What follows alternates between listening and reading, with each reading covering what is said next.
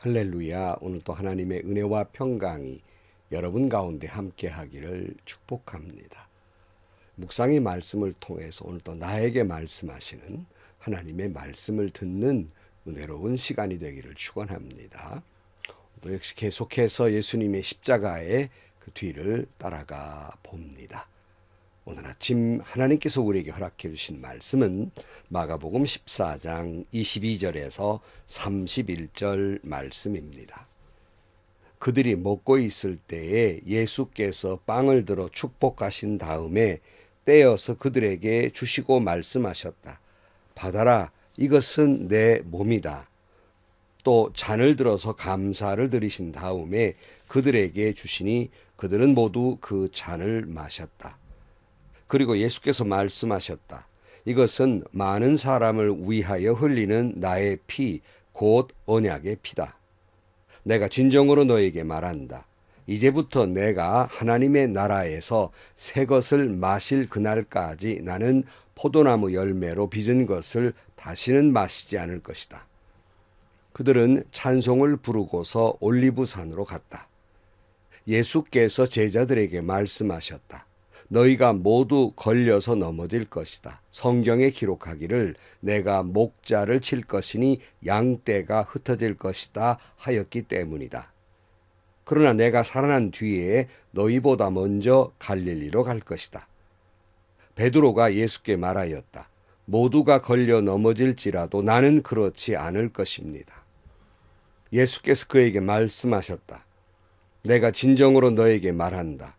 오늘 밤에 닭이 2번 울기 전에 내가 3번 나를 모른다고 할 것이다. 그러나 베드로는 힘주어서 말하였다. 내가 선생님과 함께 죽는 한이 있을지라도 절대로 선생님을 모른다고 하지 않겠습니다. 나머지 모두도 그렇게 말하였다. 아멘. 예수님 십자가 지시기 전날 밤입니다. 제자들과 함께 만찬, 결국 최후의 만찬이 됐습니다마는 이 만찬을 베풀면서 기독교 역사상 아주 상징적인 말씀을 하십니다. 22절 말씀에 보면 그들이 먹고 있을 때에 예수께서 빵을 들어서 축복하신 다음에 떼어서 그들에게 주시고 말씀하셨다. 받아라, 이것은 내 몸이다. 또 잔을 들어서 감사를 드리신 다음에 그들에게 주시니 그들은 모두 그 잔을 마셨다. 그리고 예수께서 말씀하셨다. 이것은 많은 사람을 위하여 흘리는 나의 피, 곧 언약의 피다. 이 말씀 여러분 다 성찬 예식을 할 때 목사님들이 많이 읽은 말씀이잖아요. 예수님은 빵을 들어서 축복하신 다음에 이것은 내 몸이다 이렇게 말씀하셨고요. 그리고 잔을 들어서 주시면서 이것은 많은 사람을 위하여 흘리는 나의 피, 곧 언약의 피다 이렇게 말씀하셨습니다. 예수님이 우리 죄를 용서하시기 위해서 우리의 그 죄값을 치르기 위해서 그 몸을 찢기시고 화목제물로 피를 흘리시기 위해서 이 땅에 오셨습니다.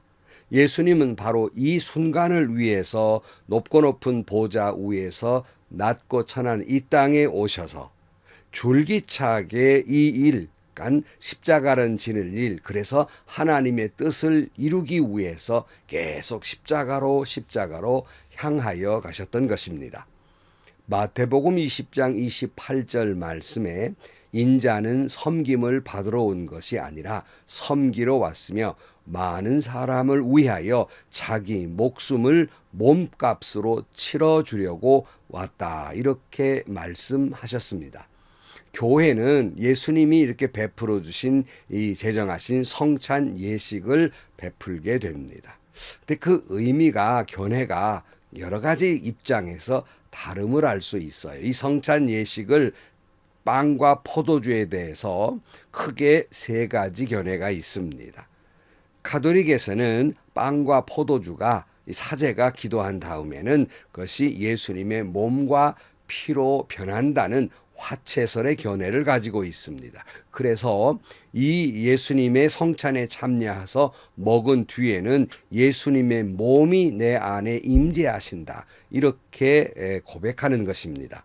그런가 하면 개신교회에서는 단지 이때의 빵과 포도주는 예수님의 몸과 피를 기념한다, 이런 주장을 즈윙글이라든가 칼빈이 이런 견해를 가지고 있습니다. 그러니까 이 성찬은 단지 주님을 기념하는 것이다 그랬고요.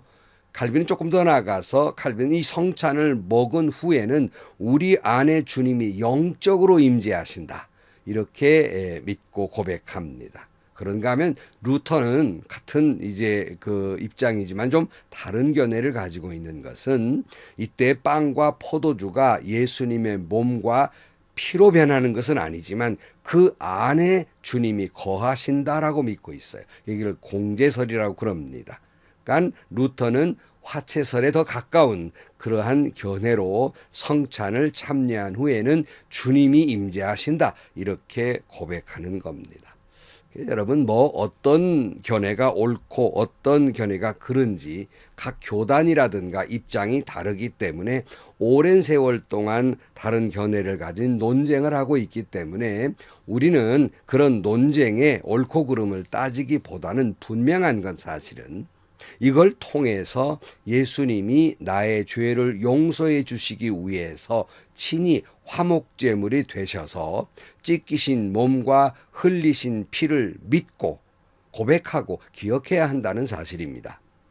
요한복음 1장 29절 말씀에 다음 날 요한은 예수께서 자기에게 오시는 것을 보고 말하였다. 보시오, 세상 죄를 지고 가는 하나님의 어린 양입니다, 이렇게 말하고 있고요. 히브리 10장 12절 말씀에 그러나 그리스도께서는 죄를 사하시려고 단 한 번의 영원히 유효한 제사를 드리신 뒤에 하나님 오른쪽에 앉으셨습니다, 이렇게 말씀하고 있고요. 또 요한복음 6장 53절 말씀에 보면 예수께서 그들에게 말씀하셨다. 내가 진정으로 너희에게 말한다. 너희가 인자의 살을 먹지 않고 또 인자의 피를 마시지 아니하면 너희 속에는 생명이 없다. 내 살을 먹고 내 피를 마시는 사람은 영원한 생명을 가지고 있고 마지막 날에 내가 그를 살릴 것이다. 내 살은 참 양식이요 내 피는 참 음료이다. 내 살을 먹고 내 피를 마시는 사람은 내 안에 있고 나도 그 사람 안에 있다. 살아계신 아버지께서 나를 보내셨고 내가 아버지 때문에 사는 것과 같이 나를 먹는 사람도 나 때문에 살 것이다 그랬어요. 성도 여러분, 죄로 인해 죽을 수밖에 없는 이 죄인들을 위해서 찢기시고 피 흘려주신 예수님의 몸과 그 언약의 피, 이것을 온 세상에 전해야 하겠습니다. 그로 인해서 죽은 자 가운데 살아났으니 죄의 속박에서 자유함을 얻었으니 이 자유함의 소식, 이 기쁜 소식, 이 굿뉴스를 온 세상에 전해야 하겠습니다. 예수님은 그러신 다음에 유대인들의 유월절 관례에 따라서 시편 113편부터 118편을 읽으시고 찬송하면서 감람산, 올리브산, 감람산, 겟세마네 동산 이렇게 말씀하고 있습니다만은 이제 기도하라고 오르고 계십니다. 오늘 27절 말씀에 보면 그러면서 주님이 이렇게 말씀하셨어요. 예수께서 제자들에게 말씀하셨다. 너희가 모두 걸려 넘어질 것이다. 성경에 기록하기를 내가 목자를 칠 것이니 양떼가 흩어질 것이다 하였기 때문이다. 그러나 내가 살아난 뒤에 너희보다 먼저 갈릴리로 갈 것이다. 예수님께 성찬을 베푸시면서 예수님의 고난을 말씀하고 계시는데 예수님은 또 이렇게 말씀하시는 거예요. 이런 과정을 통해서 예수님을 제자들이 배신할 것이고 다 흩어져 버릴 것이다. 이렇게 말씀하고 있어요. 예수님은 이미 알고 계시는 거예요. 베드로의 배신도 제자들의 배신도 다 달아날 것을, 당신 혼자 두고 다 달아나 버릴 것을 주님은 이미 알고 계시지만 알고 계시면서도 끝까지 이들을 사랑하셨고 이들을 위해서 십자가를 향해 계속 행진하고 계시는 것입니다. 예수님이 이런 말씀을 하셔 깜짝 놀란 베드로가 이렇게 말합니다. 29절 말씀, 베드로가 예수께 말하였다. 모두가 걸려 넘어질지라도 나는 그렇지 않을 것입니다. 그야말로 호언 장담을 하는 거죠. 다 예수님 버릴지라도 나만은 주님을 버리지 않을 것이라고 이렇게 말합니다. 이때 주님이 다시 이렇게 말씀하시죠. 30절 예수께서 그에게 말씀하셨다. 내가 진정으로 너에게 말한다. 오늘 밤에 닭이 2번 울기 전에 내가 3번 나를 모른다고 할 것이다. 그러나 베드로는 힘주어서 말하였다. 내가 선생님과 함께 죽는 한이 있을지라도 절대로 선생님을 모른다고 하지 않겠습니다. 나머지 모두도 그렇게 말하였다. 예수님이 베드로의 호언장담을 들으시고 너 닭 2번 울기 전에 나를 3번이나 모른다고 부인할 것이다. 이렇게 말씀하자 베드로는 또다시 호언장담합니다. 무슨 말씀이십니까? 나는 죽는 한이 있더라도 주님을 배신하지 않을 겁니다. 그랬더니 옆에 듣고 있는 제자도 우리도 그렇습니다 하고 서로 대답을 하게 됩니다. 여러분 이때 베드로 또 예수님의 제자의 마음은 어땠을까요? 한번 해본 소리일까요? 아닙니다. 이들은 진정이었을 거예요. 아니 예수님이 그렇게 되신다면 우리도 따라 죽을 그런 진실한 고백을 했을 것입니다. 자신들은 결코 주님을 배신하지 않을 것이라는 굳은 결심도 있었고 이 모든 것이 진심이었어요. 그러나 우리는 결과를 잘 알지요. 베드로는 어린 소녀 앞에서도 예수를 모른다고 부인했고 저주해 가면서 예수님을 모른다고 2번 울기 전에 배신했고 제자들은 애타 뜨거라고 다 도망을 가버린 사실을 우리는 너무나 잘 압니다. 사람의 마음이 그래요. 저와 여러분들 그렇지 않았겠습니까? 진심이었지만 각오였지만 그 사람의 마음은 언제나 어떻게 변할지 인간의 마음은 조석변이고 연약하기 때문에 우리의 지금의 이런 고백도 나도 이런 순간이 오면 나는 순교할지언정 주님을 배신하지 않겠다. 여러분 그런 믿음을 가지고 계실 거예요. 근데 우리 힘으로는 건 불가능한 것이거든요. 어떻게 될지 모르는 거예요. 그래서 여러분 우리는 우리 자신을 믿을 수가 없어요. 우리가 믿는 거 오직 우리 안에 역사하시는 성령을 믿고 내 안에 계시고 내가 주님 안에 있는 예수님을 믿고 내 신앙을 유지해 가는 것이지 저와 여러분의 무슨 인격이 훌륭하고 무슨 배움이 있고 굉장한 훌륭한 사람이라 믿음을 유지하고 있는 것은 아닙니다. 여러분 우리 자신을 그렇게 믿다가는 큰 낭패를 볼 것입니다. 끊임없이 우리는 주님을 배신하고 배반하고 살아가는 존재예요.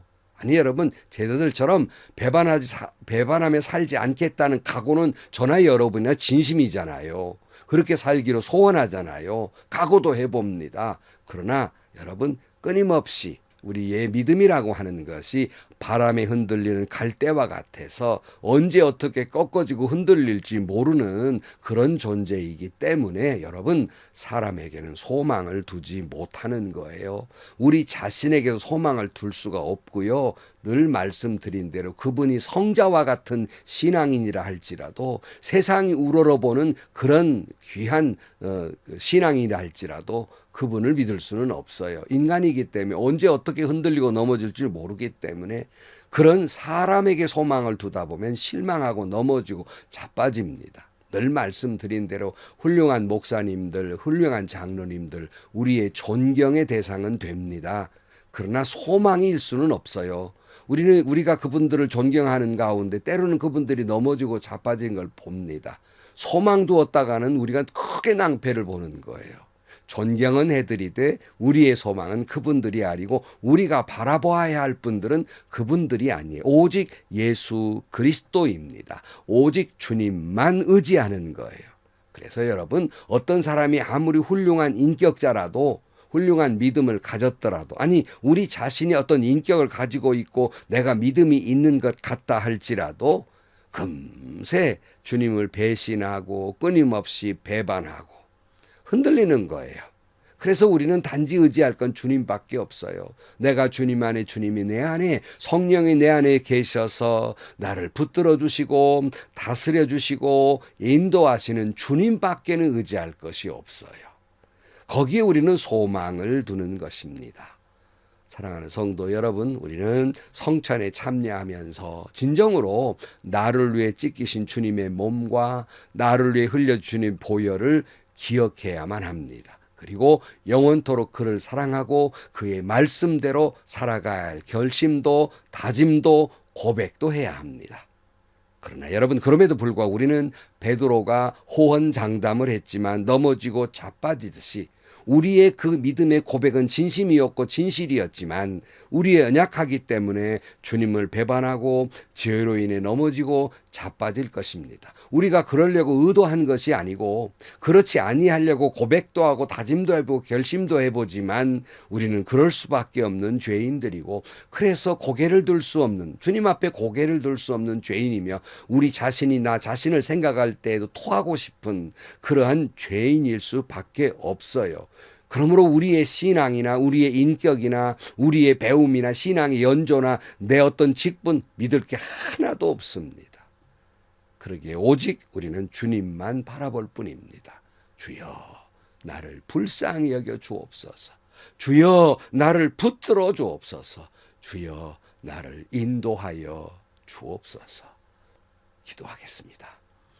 하나님 아버지, 성찬에 참여할 때마다 눈물을 흘려가면서 주님을 나를 위해 흘리신 몸과 피를 기억하면서 저희들 오직 주님만 의지하고 주님만 사랑하고 영원토록 그를 즐거워하는 삶을 살게 하여 주옵소서.